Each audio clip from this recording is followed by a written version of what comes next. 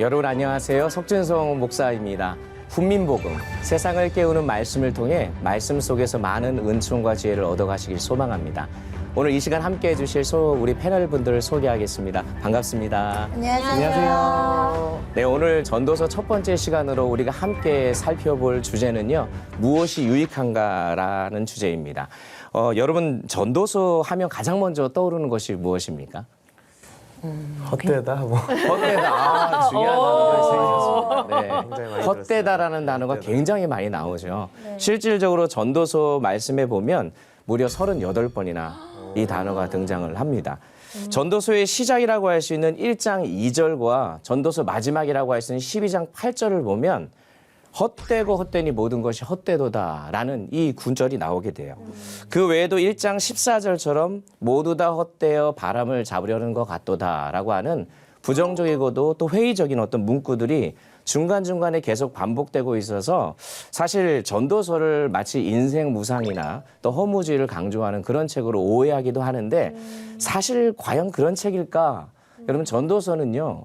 인생의 허무함을 논하는 어떤 염세주의적인 책이 아닙니다. 왜냐하면 사실 전도서는 이 인생의 허무함 가운데서 참된 인생이 무엇인지를 우리에게 가르쳐주는 책이 전도서이기 때문에 그렇죠. 그래서 전도서만큼 인생이 무엇이고 또 진정한 참된 의미가 있는 인생이 무엇인지를 알려주는 책이 없다라고 할 수 있을 것 같습니다. 그 이유는 인생의 허무함 가운데서 진정한 참된 인생은 하나님을 경외하는 삶이다라는 것을 우리에게 말씀하고 있기 때문에 그렇습니다. 그래서 여러분 전도서가 총 몇 장으로 되어 있는지 아세요? 아, 예. 잘 알고 계시네요. 전도서가 12장으로 되어 있어요. 잘 찍으셨어요. 1장부터 6장까지는 인생의 모든 것이 헛되다라는 주제로 이야기가 전개가 돼요. 그런데 후반부인 7장부터 12장까지는 이 헛된 인생을 어떻게 하면 의미 있게 살 수 있을까라고 하는 그 방법으로 하나님을 경외하는 삶을 살라라고 이야기를 하고 있어요. 자, 그러면 여러분 책 이름이 전도서잖아요. 네. 왜 전도서일까요? 전도를 하니까. 나 그렇죠. 레이지가 그렇게 왠지 그 말씀하시는 분들이 얘기할지. 있어요. 이름만 보면 전도하는 법에 대해 가르쳐주는 책처럼 여겨져요. 그런데 참 재미있는 것은 실제로 한자로도 전할 전자 길도자로 돼 있어요. 그래요? 네. 그래서 진짜 전도 우리가 알고 있는 전도와 똑같은 그런 한자로 되어 있기 때문에 오해하기 쉽지만 또 내용을 보면 그렇지는 않죠. 네. 네. 그래서 과연 이걸 어떻게 이해할까 생각했는데 그렇다고 해서 이 전도서가 전도와 전혀 상관이 없느냐? 또 그렇지만도 않아요. 왜 그러냐면 전도서는 인생의 참된 길이 무엇인지를 우리에게 알려주는 책이기 때문에 그렇습니다. 특히 전도서의 영어 이름을 보면 여러분 그 의미를 알 수 있는데 여러분 이 전도서의 이름에 보면 어떻게 되어 있냐면 에클레시아스테스라고 되어 있어요. 좀 어렵죠. 어렵네요. 예. 에클레시아테스. 많이 들었는데 에클레시아. 클래시아. 그 어디서 좀 들어본 이름 아니에요? 어디서 들어보셨어요? 클래시아 선교단은 많이 들어본 것 같은데. 아, 선교단 이름으로. 사실 에클레시아라고 하는 이 단어는 헬라어로 교회라는 뜻으로 에클레시아라고 보통 얘기를 합니다. 그래서 세상으로부터 하나님의 부름받은 자들의 모임이 바로 에클레시아예요. 그러니까 에클레시아스티스라고 하는 이 단어는 같은 어원을 가진 단어거든요.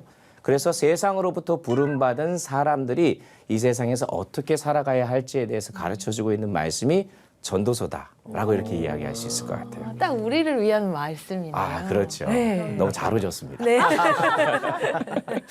그래서 결국 전도서의 말씀은 하나님 없는 인생은 모든 것이 헛되다. 이거 얘기해주고 싶은 거예요. 그래서 전도서 마지막 부분이라고 할 수 있는 결론과도 같은 12장 13절 말씀에 이렇게 되어 있어요. 제가 한번 읽어드릴게요. 일의 결국을 다 들었으니 하나님을 경외하고 그의 명령들을 지킬지어다. 이것이 모든 사람의 본분이니라. 우리가 마땅히 해야 될 바는 여호와 하나님을 경외하고 그의 명령들을 지키는 삶. 이것이 바로 의미 있는 삶이다라고 말씀을 결론 짓고 있는 거예요. 자, 그래서 오늘 전도서의 말씀을 여러분들하고 본격적으로 살펴볼 텐데 먼저 전도서 전체의 서론이라고 할 수 있는 1장 1절부터 3절까지의 말씀을 여러분하고 함께 보도록 하겠습니다. 먼저 우리 장혜원 우리 자매님께서 1절을 한번 읽어봐 주시겠습니까? 다윗의 아들 예루살렘 왕 전도자의 말씀이라. 아멘. 아멘. 여러분 보통 책을 읽다 보면 서론이라고 하면 그 서론에 어떠한 내용들이 들어가 있습니까? 뭐 그 책을 쓰게 된 동기라든지 또 쓴 저자가 누구인지 또 앞으로 어떤 내용의 이야기를 하게 될 것인지 그러한 내용들이 그 안에 주로 많이 들어가 있잖아요. 마찬가지로 오늘 본문에서 이 전도서의 저자가 누구이고 또 이 책을 쓴 목적이 무엇이고 또 앞으로 우리가 무슨 얘기를 할 거다라는 것을 그 주제를 알려주는 그 부분이 바로 오늘 서론의 내용에 나와 있어요. 자, 여러분이 알고 있는 전도서의 저자 누구입니까? 솔로. 예, 솔로몬. 맞습니다. 솔. 예, 그리고 제가 눈치를 드릴게요. 흔히 솔로몬이라고 알고 있어요. 그래서 잠언, 아가서와 함께 구약 성경의 이 전도사까지 총 3권의 책을 솔로몬이 썼다라고 전통적으로 이야기를 합니다. 자, 그런데 실제로 잠언 1장 1절을 보면 솔로몬의 잠언이다라고 하고 시작하고 있어요. 그리고 아가서도 솔로몬의 아가라라고 하면서 저자 자신의 이름을 밝혀요. 자, 그런데 이상하게도 전도서에는 방금 읽으셨지만 솔로몬의 전도서다 이렇게 얘기하지 않습니다. 자기 이름이 등장하지 않아요. 어떻게 되어 있냐? 다윗의 아들 예루살렘 왕 전도자의 말씀이라. 저자는 자신의 이름을 따로 밝히지 않고 있어요. 네. 그저 뭐라고 표현하고 있습니까? 전도자. 전도자. 그래도 누가 봐도 솔로몬이잖아요. 왜 그럴까요? 다윗의 아들? 또 예루살렘의 왕이기도 하고요. 다윗의 아들이 솔로몬만 있었을까요? 그건 아니네요. 네, 근데 네. 또 예루살렘의 왕이었던 다윗의 아들은 또 솔로몬밖에 없었을 수도 있죠. 그런데 또 다윗의 아들이라고 하는 이 아들이라고 하는 히브리 단어를 보면은 그냥 단순히 지금 내가 낳은 아들뿐만 아니라 후손이라는 의미도 있거든요. 그래서 여러 가지 이야기들도 있지만 말씀해 주신 대로 솔로몬일 가능성이 굉장히 크죠. 그래서 사실 이 앞에 1절에 나오는 내용만 보면 전도서가 어떤 책인지를 우리에게 알려줍니다. 어떤 책이냐? 전도서는 우리에게 겸손함을 가르쳐주는 책이에요.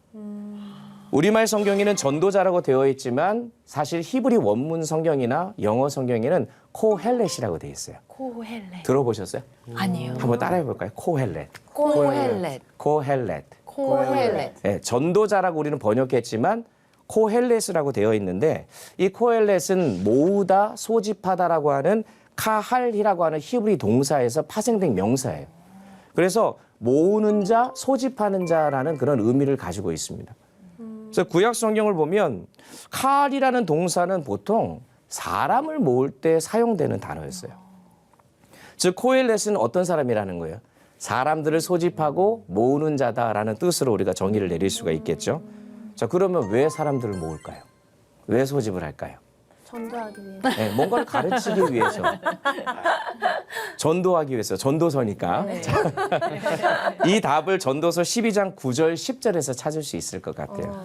우리 반동현 형제님 한번 읽어봐 주시겠습니까? 전도자는 지혜자이어서 여전히 백성에게 지식을 가르쳤고 또 깊이 생각하고 연구하여 잠언을 많이 지었으며 전도자는 힘써 아름다운 말들을 구하였나니 진리의 말씀들을 정직하게 기록하였느니라. 아멘. 감사합니다. 전도자 코헬렛이 어떤 사람이냐 소개하고 있냐면 지식과 지혜를 가르치기 위해서 사람들을 모으는 자였다라고 이렇게 볼 수 있는 거예요. 근데 성경을 보면 아까도 얘기해 주셨지만 열왕기상 8장 1절 같은 데 가보면은 이스라엘 자손의 족장들을 이렇게 모아요. 그리고 그들을 권면하기 위해서 가르치고 소집했던 한 사람이 등장하는데 그가 솔로몬이었어요. 그리고 소집하다라고 하는 그 열왕기상에 나오는 그 단어도 여기서 지금 이야기하고 있는 이 칼과 똑같은 단어로 사용됐죠. 그리고 전도서 1장 16절에 가보면 이 전도자는 가히 다른 사람과 비교할 수 없을 정도의 지혜를 가지고 있다라고 기록하고 있고 또 다음에 우리가 살펴보겠지만 전도서 2장 4절 이하에 보면은 이 전도자는 막강한 부와 권력을 가지고 있던 사람이에요. 그리고 오늘 무엇보다도 방금 우리가 언급해 주신 대로 1절에 다윗의 아들 예루살렘 왕이다라고 하는 이 구절은 더더욱 누구를 떠올려요?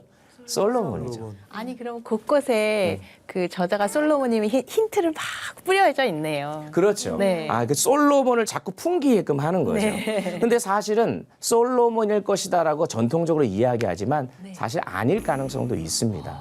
그런데 분명한 것은 뭐냐면 이 솔로몬의 아까 말씀하신 것처럼 곳곳에서 풍겨나는 그런 솔로몬의 그런 향기들을 통해서 분명히 전도자는 솔로몬으로 자신을 연상하게끔 그것을 의도적으로 지금 곳곳에서 우리에게 말씀하고 있다라는 거죠.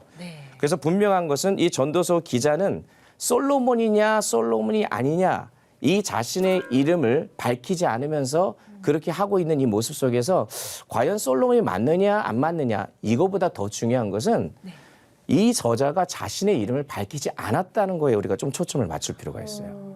왜 밝히지 않았을까요? 아까 혹시 겸손과 관련된 거. 겸손과 관련된 거예요.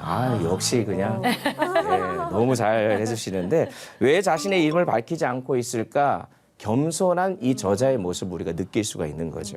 그래서 솔로몬으로 추정되는 이 전도자가 여러분이 잘 알고 계신 대로 하나님의 복을 굉장히 많이 받았어요. 지혜도 많았고 권력도 있었고 남들과 비교할 수 없을 만큼의 부와 권력을 가지고 있었던 그런 자였는데 문제는 시간이 지나면서 초심을 잃어가죠. 시간이 흐르면서 문제가 발생하기 시작합니다. 이 솔로몬의 노년에는요. 그를 대적하는 많은 이들이 생겨났고 또 나라가 아주 어지러워졌습니다. 그래서 솔로몬이 뒤늦게야 자신의 잘못을 깨닫게 된 겁니다. 그래서 자신이 하나님께로부터 받은 은혜가 너무나도 큰데 그것을 알지 못한 채 교만하고 또 어리석게 살았던 그 모습을 너무 부끄러워한 나머지 이 전도서의 말씀을 쓰면서 감히 자신의 이름을 떳떳하게 밝힐 수 없었던 거죠. 그래서 이제 솔로몬이라고 하는 이 솔로몬으로 추정되는 전도자가 자신의 이름을 밝히지 않고 전도자 코엘렛이라고 하는 3인칭으로 이렇게 사용하고 있는 거예요. 그러니까 결국 이 전도서 안에는 이 전도자의 실수와 실패를 간접적으로 드러내면서 인생의 참된 의미가 무엇인지를 우리에게 가르쳐주고 있다고 볼 수 있는 거죠. 그러니까 결국 전도자가 의도하는 바가 뭐겠어요? 자신이 지난날 살아왔던 인생의 그 실패와 그 전철을 독자인 우리들은 밟지 않기를 원하는 거죠. 그런 의무로 우리에게 하나님 앞에서 겸손해질 것을 강조하고 있는 것입니다. 자, 그 외에도 1절에서 전도자는요. 자신을 다윗의 아들 예루살렘 왕 전도자라고 소개를 하고 있는데요. 이 구절을 히브리 원문으로 보면 순서가 좀 달라요. 우리가 보는 성경에는 뭐라고 되어 있어요? 다윗의 아들 예루살렘 왕 전도자라고 되어 있어요. 그런데 히브리 원문에 보면 제일 먼저 언급되는 단어가 코헬렛입니다. 전도자. 그리고 그 다음에는 벤 다비드, 다윗의 아들. 그리고 마지막으로 멜렉 비루살렘, 예루살렘 왕. 그러니까 첫 번째가 코헬렛, 두 번째가 다윗의 아들, 세 번째가 예루살렘 왕이라는 거예요. 자, 우리도 마찬가지지만 나를 소개할 때 가장 내가 먼저 언급하는 그 신분은 내가 가장 우선순위에 두고 있는 걸 보통 하게 되잖아요. 네, 그렇죠. 유대 사회에서도 마찬가지였거든요. 자기의 정체성을 이야기할 때 자기가 가장 중요하게 여기는 것을 먼저 밝히는 성향이 있는 겁니다. 그래서 지금 저자가 자신을 소개하면서 예루살렘 왕도 아니고요. 다윗의 아들도 아닌 전도자라는 신분을 가장 먼저 밝혔다는 게 여러분 놀랍지 않습니까? 너무 놀라워요. 왕의 아들이니까 나 누구누구 아들이야. 그렇죠. 이것도 하고 싶을 거고 네. 게다가 난 왕이야. 이것도 먼저 말하고 싶을 것 같아요. 그렇죠. 또 유대인들 입장에서는 다윗의 자손. 예. 그렇죠? 이거는 굉장히 중요한 의미를 지니고 있습니다. 그런데도 솔로몬에겐 그것들이 중요하지 않았던 거죠. 또 겸손했네요. 그렇죠. 전도자라고 하는 하나님께서 주신 그 사명이 다른 무엇보다도 중요하다고 생각했던 근데 것입니다. 왜 우리는 이렇게 순서가 바뀌었을까요? 그러게요. 이게 번역을 할 때에 우리는 보통 이제 우리가 익히기 좋게 또 이해하기 편하게 보통 얘기하는데 보통 이제 번역에 있어서 조금씩 차이가 있는 부분이 있습니다. 그래서 보통 좀 더 정확하게 성경을 이해하기 위해서는 원문과 또 영어 성경을 참고하는 게 굉장히 도움이 돼요.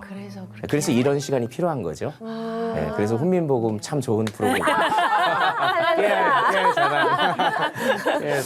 어쨌든 이렇게 솔로몬이 자신이 왕이라는 사실보다 다윗의 후손이라는 것보다 하나님의 말씀과 지혜를 가르치는 사명이 더 중요하다는 것을 노년에 깨닫게 된 거예요.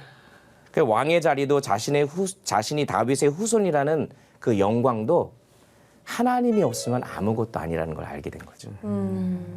그래서 우리도 하나님 앞에서 나는 아무것도 아니다라는 사실을 먼저 깨달아야 될 필요가 있습니다. 그래서 우리가 하나님 앞에서 부름받은 목적대로 우리 각자에게 주어진 사명과 또 역할이 있잖아요. 그 역할을 감당하면서 하나님 앞에 겸손하게 그 일을 해 나가는 것이 하나님이 기뻐 받으시는 모습인 거예요. 네. 그래서 저는 어떻게 보면은 신앙이 깊어진다는 것은 주인공의 자리를 하나님께 내어드리는 거다라고 표현하고 싶어요.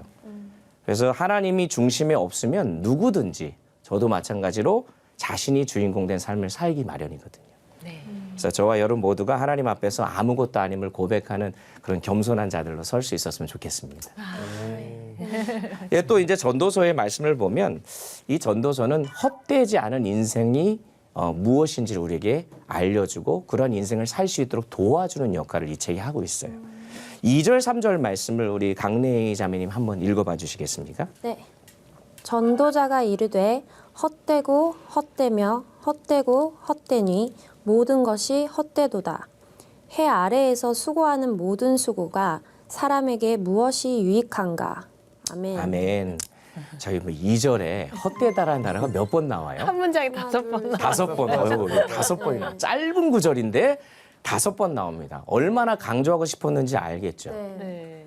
그래서 이 헛되다라고 하는 단어가 히브리어로 헤벨이라는 단어거든요.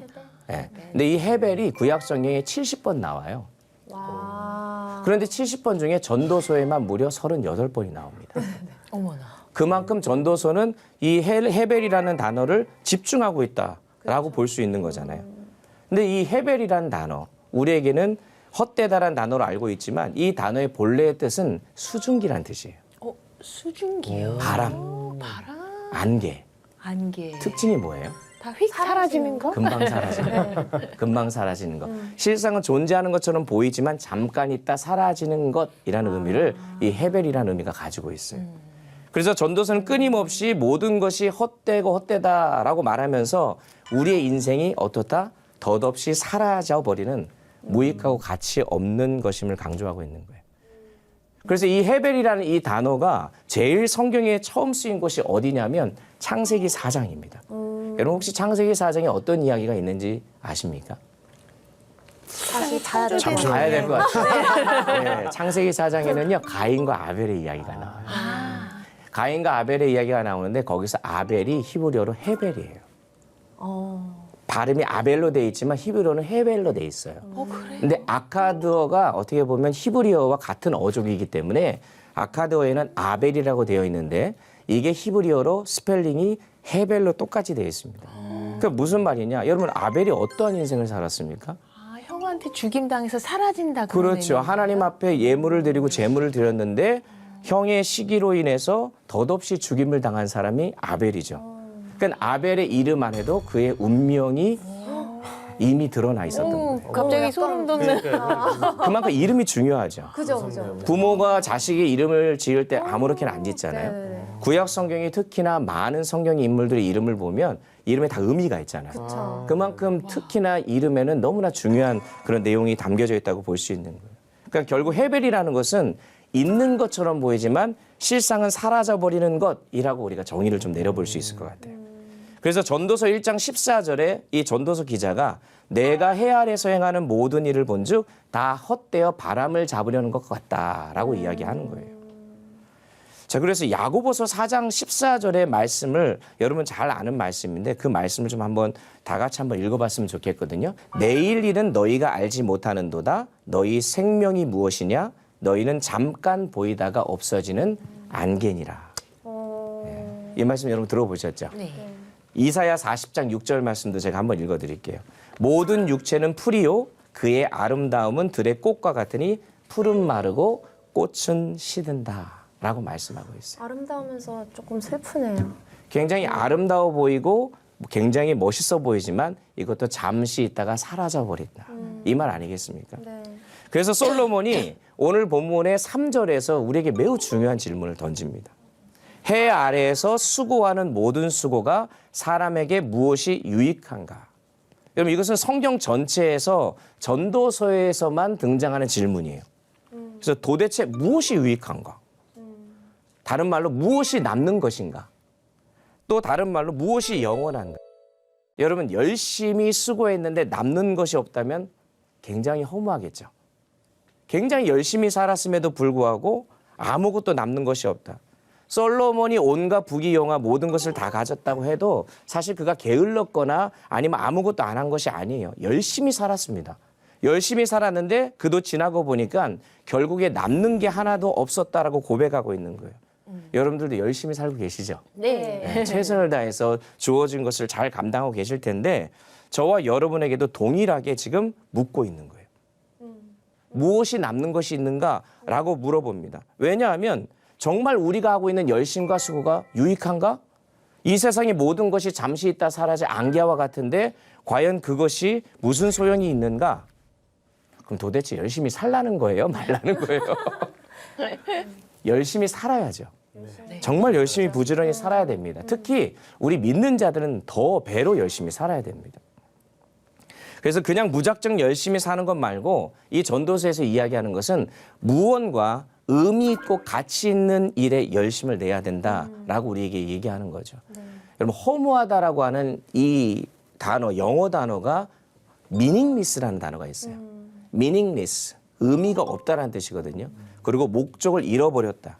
그러니까 의미 없이 행동을 반복하는 것처럼 허무하고 고통스러운 일은 없는 거거든요. 그러니까 정말 바쁘고 열심히 사는 것 같은데 내가 뭐 하는지 모르면 그것처럼 불쌍한 인생이 없는 거예요. 그러니까 오늘 본문에서 전도서 기자가 끊임없이 얘기하는 게 헛되고 헛되다라고 얘기하고 있는 것. 무엇이 유익하냐라고 묻고 있는 것은 결국 저와 여러분으로 하여금 헛되지 않은 삶을 살기 원하는 이 전도자의 간절한 마음이 녹아져 있는 거죠. 결국 인생의 허무함에 대해서 전도서가 이야기하고 있는 것 같지만 그 허무함을 극복하는 길이 있음을 우리에게 지금 암시해주고 있는 거죠. 자, 그러니까 오늘 우리에게 진짜 던지고 싶은 질문은 이거예요. 이 세상에서 무엇이 유익한가? 이 세상에서 무엇이 영원한 것인가? 무엇이 남는 것인가? 이 질문을 지금 우리에게 던지고 있습니다. 여러분, 성경에서 영원하게 남는 것이 무엇이다? 성경에서 가장 영원한 것은 이것이다라고 얘기하는 크게 세 가지가 있거든요. 첫 번째는 예수 그리스도이십니다. 예수 그리스도, 히브리서 13장 8절 말씀대로 예수 그리스도는 어제나 오늘이나 영원토록 동일한 분이세요. 그리고 또 하나는 마태복음 24장 35절을 보면 천지는 없어지을지언정 내 말은 없어지지 아니하리라. 자, 하나님의 말씀은 영원하다는 거예요. 그러니까 예수 그리스도가 영원하시고 하나님의 말씀이 영원하시죠. 마지막으로 요한일서 2장 17절은 이 세상도 그 정욕도 지나가되 오직 하나님의 뜻을 행하는 자는 영원히 거하느니라. 영원하신 예수 그리스도와 하나님의 말씀을 붙잡고 살아가는 삶, 하나님의 뜻을 행하는 삶이야말로 영원하고 가장 유익하고 가치 있는 삶이다라고 이야기하는 거예요. 그러니까 결국 전도서가 우리에게 가르쳐주고 싶은 진리는 이것입니다. 하나님 없는 인생은 모든 것이 허무하다. 어떻게 보면 이게 전체적인 주제라고 할 수 있어요. 그래서 앞으로 계속되는 우리 전도서 이 강의를 통해서 무의미하고 힘들고 또 헛돼 보이는 이 세상에서 가장 가치 있고 의미 있는 인생이 무엇인지를 좀 배워나가면서 하나님을 경외하는 그런 복된 인생들 되셨으면 좋겠습니다. 아멘. 여러분 오늘 첫 번째 시간 하셨는데 무엇을 느끼셨어요? 너무 재밌었어요. 일단. 저는요 정말 이런 장면이 떠올라요. 상상이 되는데 아주 그 화려한 궁, 솔로몬이 궁에서 하얀 백발의 수염의 할아버지가 된 솔로몬이 허허 이러면서 계속 헛되다 헛되다 하면서 궁을 거닐면서 네. 이 말씀을 이제 하나님께 받아서 썼겠죠. 그 굉장히 오래전 일인데도 저희한테 그걸 전해주려고 네. 이렇게 후대인 저희 동방의 작은 나라의 저희들까지에게 이렇게 믿음이 전해질 거라고는 상상을 못했을 텐데요. 맞아요. 저희한테 그렇게 알려주고 싶었던 솔로몬의 그 삶을 통한 그 하나님의 향한 가치, 그 경외심, 뭐 그런 것들이 느껴져서 너무 색달랐던 것 같아요. 그러니까 지혜가 사실 무엇이냐가 우리에게 되게 중요하거든요. 여기서는 세상의 지혜를 말하지 않고 있어요. 그런데 3,000년 전 전도자가 깨달은 지혜입니다. 대단하지 않습니까? 네. 그래서 우리에게 참 여러 가지로 생각하게끔 만드는 말씀인 것 같아요. 그리고 또 다른 분 계실까요? 무엇을 하든 역시나 하나님 아버지를 위해서 하는 일이 헛되지 않고 또 허무하지 않겠다라는 생각을 다시 한번 저는 느꼈어요. 네, 네네네. 감사합니다. 네. 네네. 그걸 우리가 정말 그렇게 살아야 되는데, 그렇죠? 네. 그리고 뭐 반동영 형제님 어떤 저희 시작을 이렇게 열면서 좀 다음 강의가 빨리 듣고 싶어지네요. 그러세요. 무엇이 유익하게 어떻게 살아야 되는지를 전도서에서 계속 알려줄 거니까 빨리 다음 강의에서 어떻게 살아야 하는지 To be 배우고 continue. 싶네요. 자, 오늘 수고들 많이 하셨고요. 오늘 첫 번째 강의는 여기서 마치도록 하겠습니다. 다음 주에 뵙겠습니다. 감사합니다. 감사합니다. 수고하셨습니다.